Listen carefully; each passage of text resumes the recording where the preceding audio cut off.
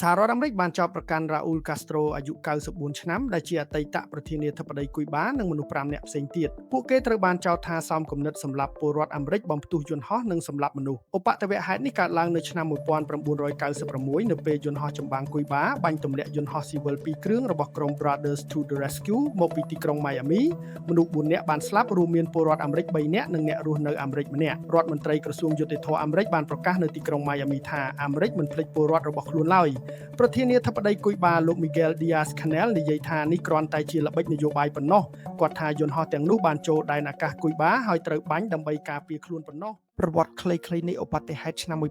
1996នៅថ្ងៃទី24ខែកុម្ភៈឆ្នាំ1996យន្តហោះស៊ីវិល3គ្រឿងរបស់ក្រុម BTTR ជាប្រភេទយន្តហោះស៊ីវិលហោះចេញពីទីក្រុង Miami សហរដ្ឋអាមេរិកទៅកាន់ប្រទេសគុយបាបេសកកម្មនៃយន្តហោះនេះគឺហោះហើរស្វែងរកជួយរកមនុស្សដែលគេចពីរបបសង្កត់សង្កិនរបស់រដ្ឋាភិបាលគុយបានៅថ្ងៃជាមួយគ្នានោះដែរយន្តហោះចម្បាំងគុយបាបានបាញ់ទម្លាក់យន្តហោះ2គ្រឿងក្នុងចំណោមយន្តហោះទាំង3គ្រឿងនោះនៅក្នុងដែនអាកាសអន្តរជាតិយន្តហោះមួយគ្រឿងបានហោះគេចខ្លួនបានរដ្ឋាភិបាលគុយបានៅពេលនោះដឹកនាំដោយលោក Fidel Castro បានប្រកាសថាយន្តហោះទាំងនោះបានចូលដែនអាកាសគុយបានិងធ្វើសកម្មភាពប្រឆាំងរដ្ឋាភិបាលគុយបាលោក Raúl Castro ជាមេទ័ពនៅពេលនោះត្រូវបានគេជឿថាពាក់ព័ន្ធនឹងការសម្រេចចិត្តនេះការចោទប្រកាន់នេះគឺជាវិធានការរបស់រដ្ឋបាលលោកប្រធានាធិបតី Donald Trump ដើម្បីបង្កើនសម្ពាធលើគុយបាកំពុងមានវិបត្តិសេដ្ឋកិច្ចធ្ងន់ធ្ងររួមទាំងកង្វះខាតភ្លើងអគ្គិសនីនិងខ្វះខាតអាហារយ៉ាងខ្លាំងនៅក្នុងសង្គមការចោទប្រកាន់រ៉ាអ៊ូលកាស្ត្រូជារបបនយោបាយប្រឆាំងគុយបាគឺដើម្បី1គឺផ្ដល់យុត្តិធម៌ដល់ក្រុមជនភៀសខ្លួនគុយបានៅម៉ៃអាមីកាលពីសម័យនោះ2គឺបង្កើនសម្ពាធសេដ្ឋកិច្ចនិងនយោបាយលើគុយបា3បង្ហាញថាអាមេរិកមិនភ្លេចរឿងរ៉ាវអតីតកាលនោះឡើយបើទោះបីជាវាកើតឡើងរាប់សិបឆ្នាំក៏ដោយគុយបានៅតែបដិសេធថានេះជាទង្វើឈ្លានពាន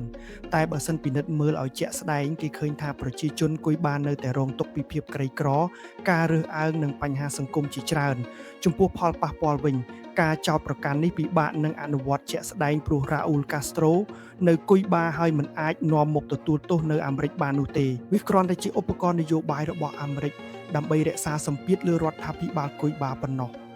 ក៏ប៉ុន្តែបើសិនរឿងនេះវាហាក់ដូចជានៅប្រទេសវេណេស៊ុយអេឡាវិញនោះស្ថានភាពនិងទំនាក់ទំនងរបស់អាមេរិកនិងនៅក្នុងតំបន់វាច្បាស់ជារឹតតែល្អក់កកខ្លាំងមិនខានសរុបមកឧបទ្ទវហេតុឆ្នាំ1996នៅតែជាបញ្ហាចាស់ដែលប៉ះពាល់ទំនាក់ទំនងអាមេរិកគុយបារហូតមកដល់សព្វថ្ងៃនេះពីខ្ញុំបាទវឌ្ឍនៈបើសិនជាលោកអ្នកចង់ទទួលបានព័ត៌មានសំខាន់នៅលើសកលលោកជាចំណេះដឹងបទវិភាគនយោបាយសេដ្ឋកិច្ចផ្សេងសូមកុំភ្លេច scan QR នេះរួចសូមជួយ like និង subscribe សូមអរគុណ